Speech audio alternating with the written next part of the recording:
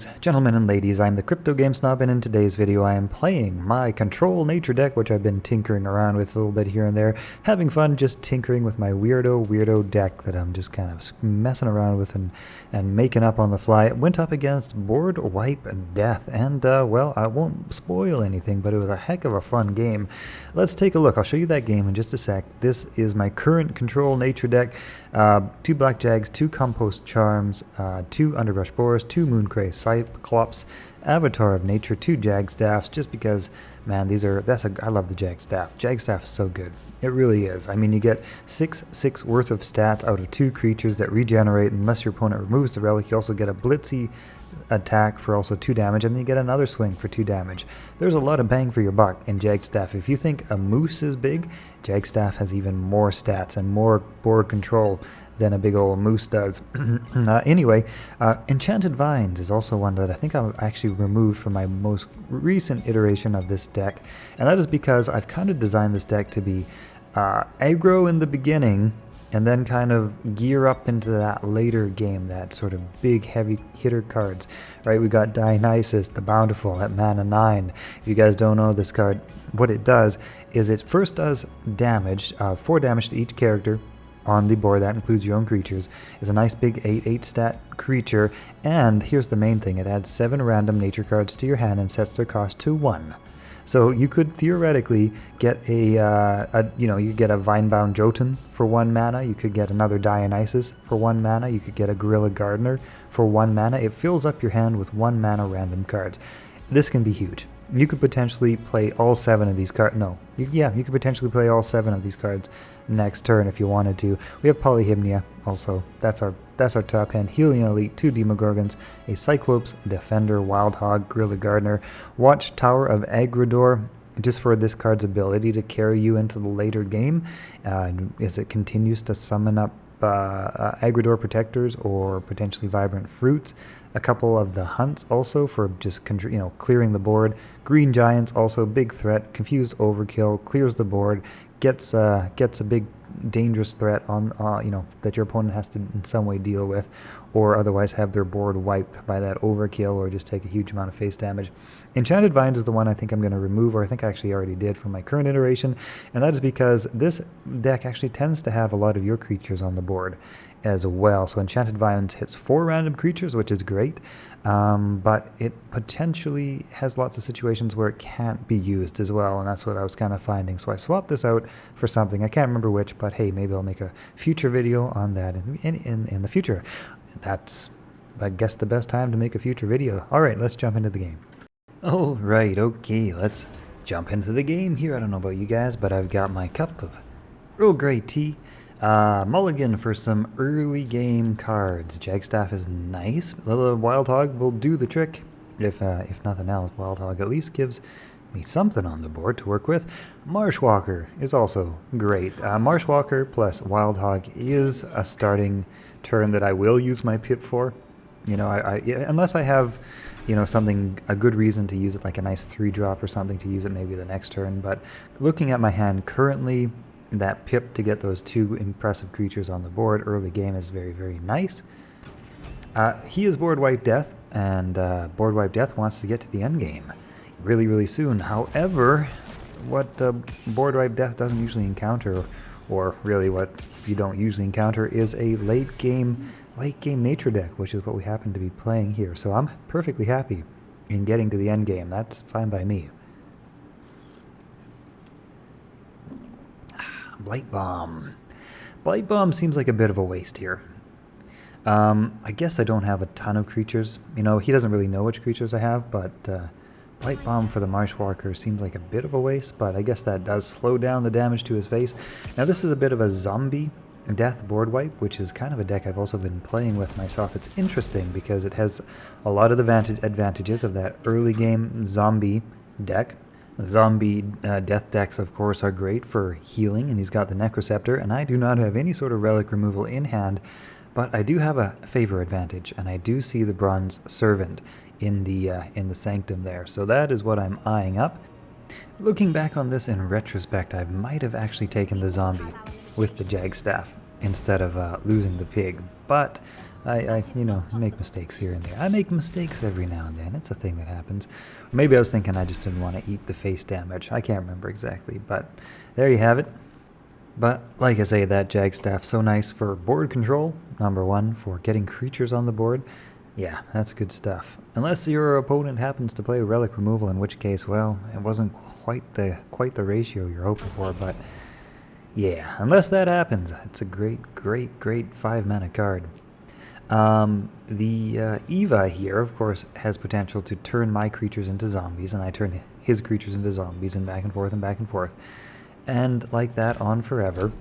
I'm thinking at 6 mana, Watchtower of Agridor is going to be very good here. The Watchtower of Agridor can't be affected by zombies. It's too high of a mana cost. I can't remember. I think Eva is like 1 to 3 mana, I think. I can't remember exactly, but Watchtower of Agridor I'm thinking should be huge here, should be very good for getting me into the late game, which is also, I guess, where where a board wipe death wants to be. At this point, I'm not entirely sure that I'm playing board wipe death, although that Kazood Fanatic, the mana, I forget what he's called, that's a pretty good indicator that you're playing board wipe death.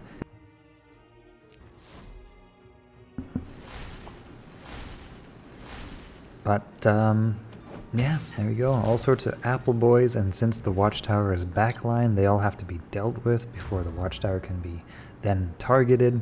Watchtower is just a very interesting card. Unless your opponent removes it, it just continues to generate value. So much value, in fact, every single turn. A crazy amount of value every turn. Yeah, what's the Agridor Protector cost? I think that's like a 4 mana. Is that a 4 or 5? No, I think it's like a 4 or 5. Yeah, 4 or 5 mana frontline, and you get that for free every turn, or 3 Apple Boys. But there you have it, Apocalypse Now, and now I'm quite sure I'm indeed playing against board wipe death. So there we have it. Goodbye Watchtower, goodbye Brood Servant, goodbye Apple Boys. You were not able to fulfill your full potential, and you shall be missed. Here we have a little bit of old school core Cyclopean Defender. Right? Cyclopean Defender is just a strong card at 7 mana. 6/10 with frontline? Yeah. Yeah, it's a strong card at 7 mana. You know, simple, plain, neutral, no special abilities, just pure stats and frontline, of course.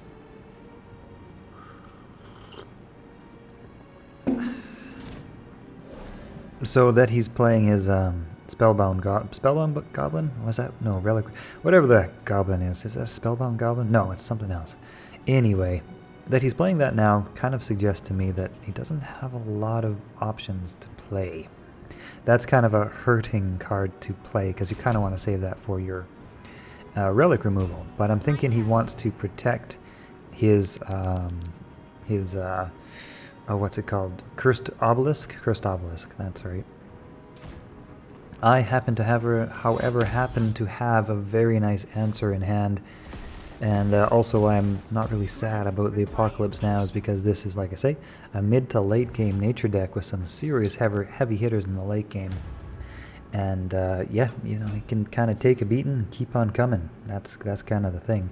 We survive long enough in the early game with those low mana cards to make it to the late game without being too far behind, and then just start to absolutely blossom in the late game. And that we're going to go toe to toe here with one of the most difficult decks in the game, Board Wipe Death, kind of shows that late game nature is very interesting. It's a very interesting meta that I'm having a lot of fun exploring right now. Of course, if you're looking to blitz out your games, late game anything is not the way to go, because these tend to take 20 minutes or so per game compared to 5 minutes or something like that compared with, you know, aggro nature. Yeah, anyway, moving on. Awaken.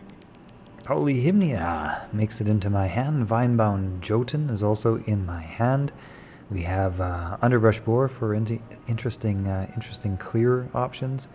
Rune of Strength I'm playing around with here, potentially buffing up Cyclopean Warrior, but there is a certain folly in making any one card too strong when you're playing against Death, because it has, you know, just what does it have? Disintegrate, it has Reap, it has, you know, all sorts of different single card removals. So I decide instead of that, I'm going to give 2 cards a little extra strength on the board, just to kind of diversify a bit. That's enough for now. That underbrush board doing his thing. Kind in death to those who oppose me in life. And that Compost Charm is a great heal card. 2 mana, 10 health, a Genesis card. If you have 8 cards in your void, you also get a random card out of it. The only thing about card draw in this is that if you're gearing towards Dionysus at the end, you want a mostly empty hand because you're going to draw 7 cards. And so you could overdraw, and there's Apocalypse Now coming down to clear out a couple of big creatures off the board that would start just doing a lot of damage. So, yep, I can understand why that went down. Although it must have kind of also hurt to just clear 2 creatures.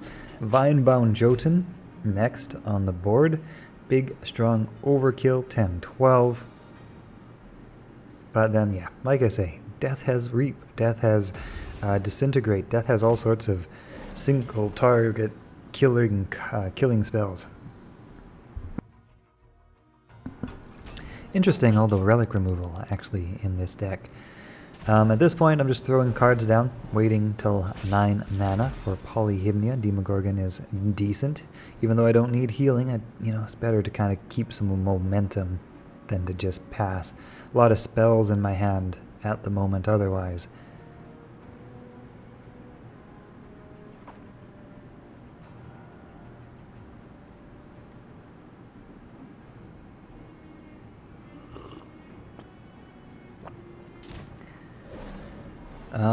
Was that Nimble Fey? I believe so. Oh, he wants to nibble it.